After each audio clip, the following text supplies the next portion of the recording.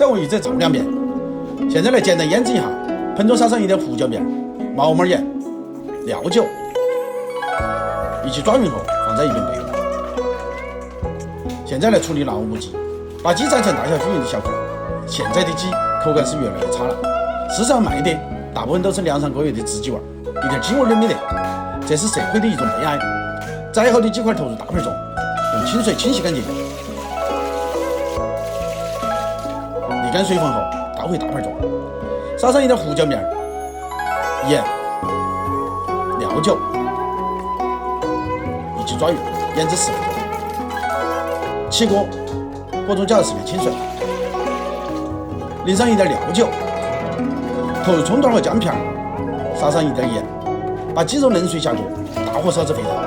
这一步主要是把鸡块中的血水穿匀，差不多了就倒出鸡肉，沥干水分，重新起锅，烧热后下油，下姜松蒜一起爆出香味，把鸡肉重新回锅，少许煸炒。勾入郫县豆瓣、香辣酱，再投入少许香料。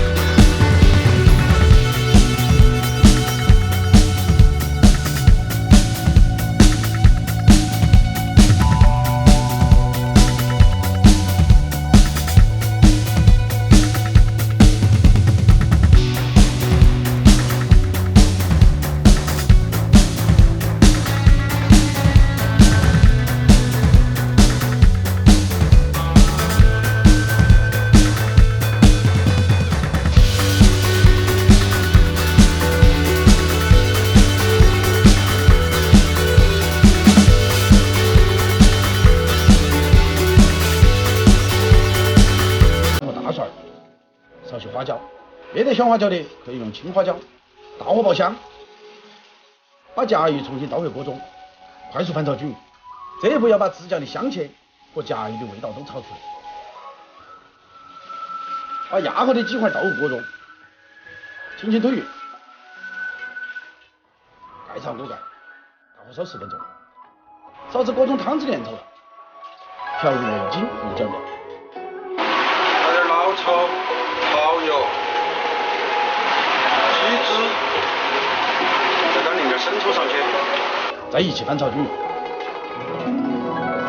投入青红海椒，少许翻炒，美味即成。学会的点赞，没有学会的继续看。